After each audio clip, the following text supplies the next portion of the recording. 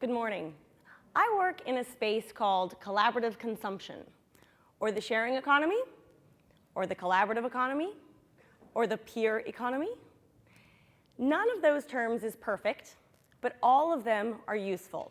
And if you're interested in the distinctions between them, come find me afterwards. Let's put terminology aside for now. By the end, you'll know what I mean.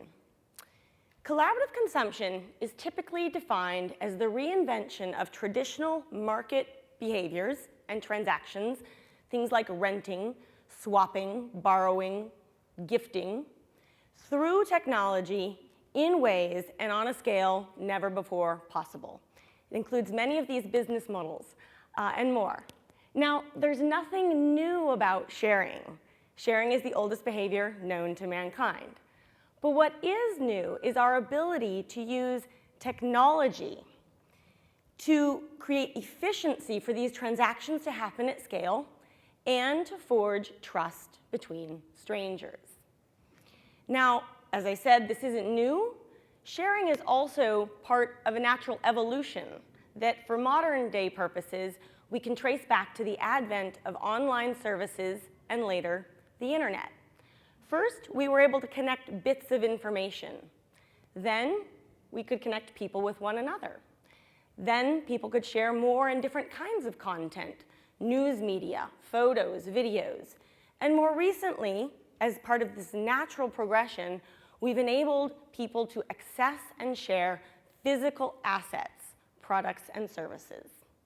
And today, when we look at the world of collaborative consumption, or the sharing economy, it is truly a global phenomenon.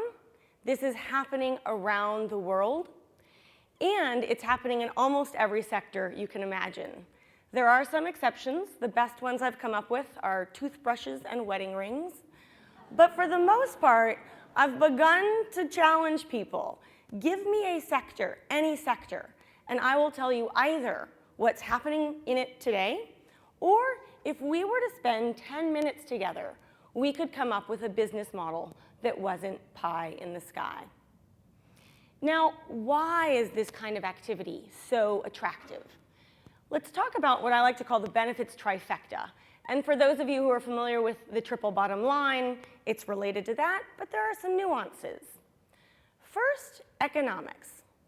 Sharing assets as opposed to owning them outright, or having access to them as opposed to ownership, is economically more efficient. You can save money, make money, or both. It hits your pocketbook. Secondly, it's environmentally more sustainable. We're using resources more efficiently. We're changing consumption and production habits, and obviously enormous impacts upon sustainability and resilience in many ways. And third, there's a very clear impact on community. And it's not that I become best friends with the person that I share my car with, but I do get to know more of my neighbors, people living in my community, and understanding this broader ecosystem. It really helps to nurture the social fabric. And there are countless stories of the ways the sharing economy has transformed people's lives. So if we look at the sharing economy to date, the vast majority of activity has been in the private sector.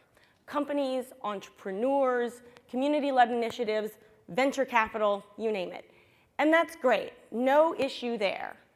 But really, why I'm here today, and where I think there is the biggest opportunity of all, and just an enormous potential, is looking at the concept of a shareable city and building the capacity of the public sector and the civic sector and urban planners to really get involved.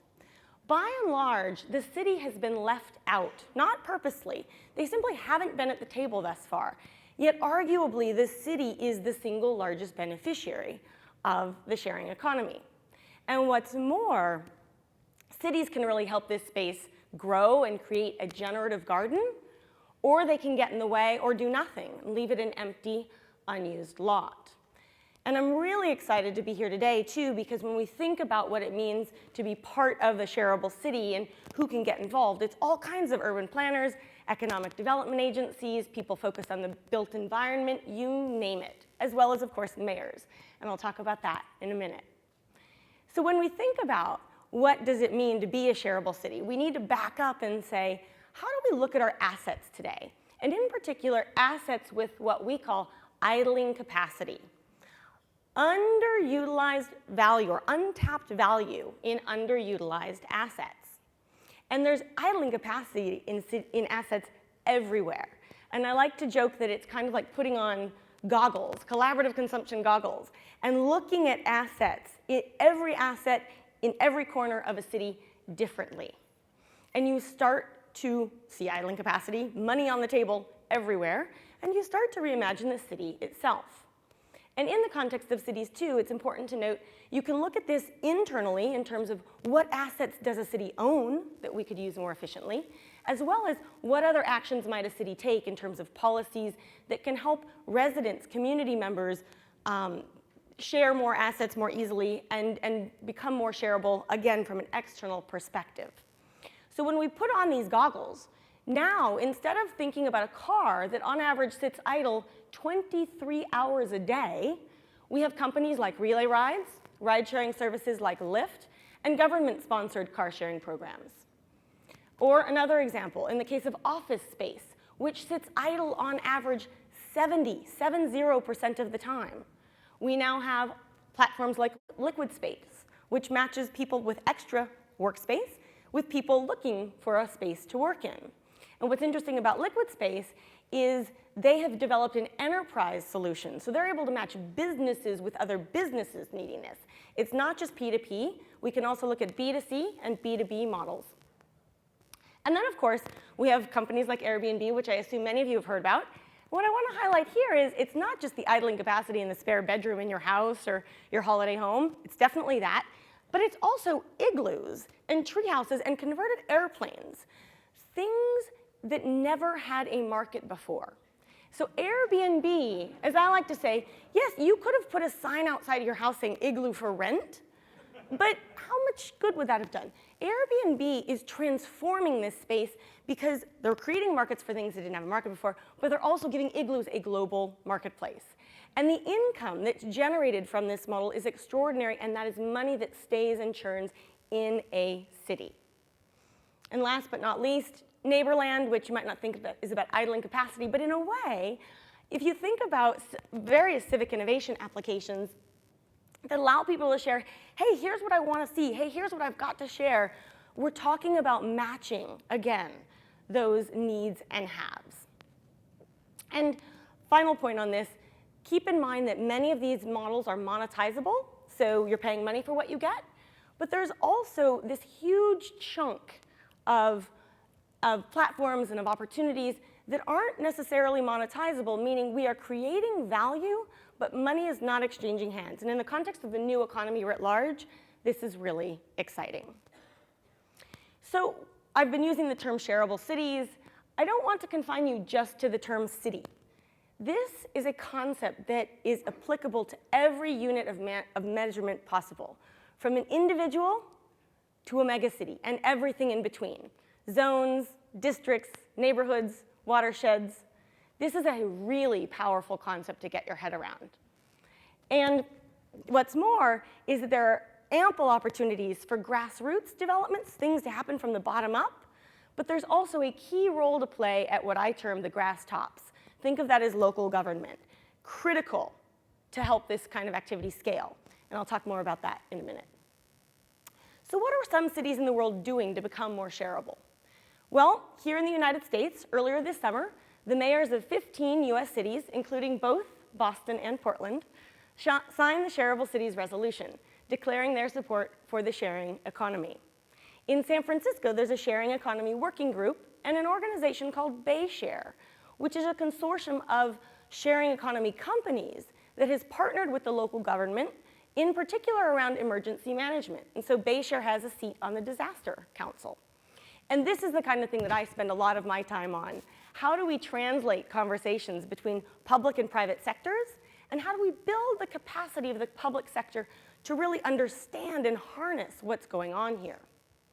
If we go a bit further south, down to Brazil, we find that the governments of Rio and Sao Paulo have partnered with Airbnb in advance of the World Cup and the Olympics. They're going to ensure that more people can travel in more ways, And more of the money spent on these events remains invested locally and benefits more people in the community. And then if we travel to the Far East, to Seoul, South Korea, we find what is perhaps the world's most shareable city. And the mayor there has put on those goggles and then some. He's given every citizen a pair of these goggles. He is using collaborative consumption as one of the defining pillars of his city's future. And he's passed legislation, committed investment funds, and outlined a multi-pronged strategic vision to achieve in the coming decades. That said, becoming a shareable city is still a bumpy road. And the main reason why this is so is because most, if not all, of the rules and regulations governing this kind of activity were established before any of these companies existed, and in many cases before the internet itself. So what this results in is a real clumsy, awkward policy situation. You have zoning laws that never imagined Airbnb or liquid space. You have parking laws that never imagined car sharing going mainstream. You have zoning laws, again, that never imagined urban agriculture as being something that could be taken to scale. So, bit of a challenge, but as I like to say, we've seen this before. This is not unique to the sharing economy. This is a natural part of innovation. I liken it to the case of cars, that when cars were first introduced, and a lot of people were really excited, but people were fearful as well, many laws said cars are allowed on the streets as long as they don't go faster than a horse and buggy. That's where we are with the sharing economy today. So buckle up, it's going to be a very exciting ride. Coming back to where I began, like I said, this isn't about one particular sector, it's not about one app, it doesn't require a big investment, and it doesn't require any technology that we don't already have. This is more about a way of seeing the world and helping people connect with one another. Save money, make money, do something good for the planet, and come back into relationship with one another. This is a hyper-local solution that works extremely well and has global relevance. All that's really needed right now is an effective enabling environment to connect people and allow them to unlock wealth and create new value in new ways. So there's never been a better time to become a shareable city, or zone, or district, or neighborhood. And everyone, especially the people in the room today, can help make that happen. Thank you.